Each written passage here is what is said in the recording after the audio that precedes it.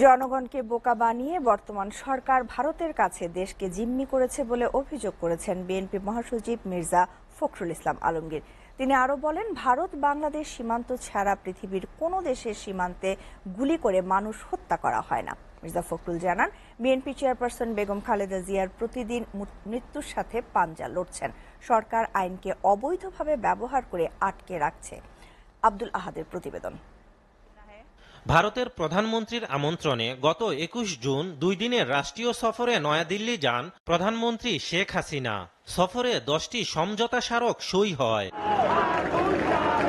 নয়াপল্টনে খালেদা জিয়ার মুক্তির দাবিতে আয়োজিত মানববন্ধনে সরকার প্রধানের বারবার ভারত সফর নিয়ে প্রশ্ন তোলেন মির্জা ফখরুল ইসলাম আলমগীর। ভারত সফর থেকে সরকার কি এনেছে প্রশ্ন করে তিনি বলেন, যেসব চুক্তি ও সমঝোতা স্বাক্ষর হয়েছে তা দেশের স্বার্থের পরিপন্থী। বাংলাদেশের অস্তিত্ব বিপন্ন হয়ে পড়েছে। আপনারা দেখেছেন যে সমস্ত চুক্তি করা হচ্ছে, সমঝোতা করা হচ্ছে, সেটা পুরোটাই বাংলাদেশের পক্ষে নয়। বন্ধু দেশ, একেবারে এত বন্ধু সম্পর্ক নাকি আপনার স্বামী স্ত্রীর মতো।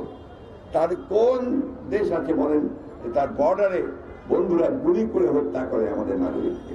বিএনপি চেয়ারপারসনের ৬ মাস করে সাজা স্থগিতের বিষয়টিকে সরকারের আরেকটি চালাকি বলে মন্তব্য করেন তিনি।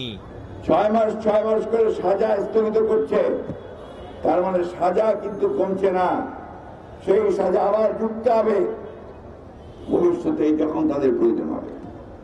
এটা আরেকটা খেলা।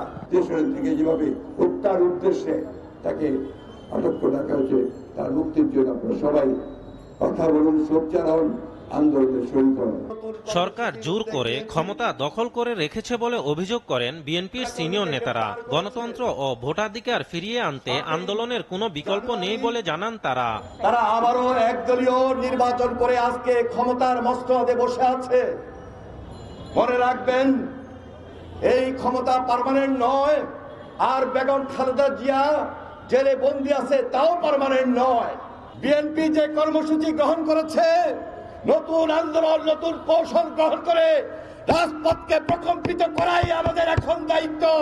সেনাবাহিনী প্রধান আজিজ বেনজির মতিউর, এগুলি তো সবই প্রধানমন্ত্রীর প্রধান। বাংলাদেশে যত দস্যু আছে, যত ছিনতাইকারী আছে, যত খুনি আছে, যত ঘুষখোর দুর্নীতিবাদ আছে, মুদ্রা পাচারকারী আছে, তাদের আরো তারাগুলো আজকের প্রধানমন্ত্রী তারা সমস্ত গণতান্ত্রিক প্রতিষ্ঠান ধ্বংস করে জোর করে বিনা নির্বাচনে ক্ষমতা দখল করে আছে। তারা জানে যে তার এই যদি খালেদা জিয়া যদি মুক্ত থাকে তাহলে তাদের ওই সিংহাসন থাকবে না। আব্দুল আহাদ, এসটিভি, ঢাকা।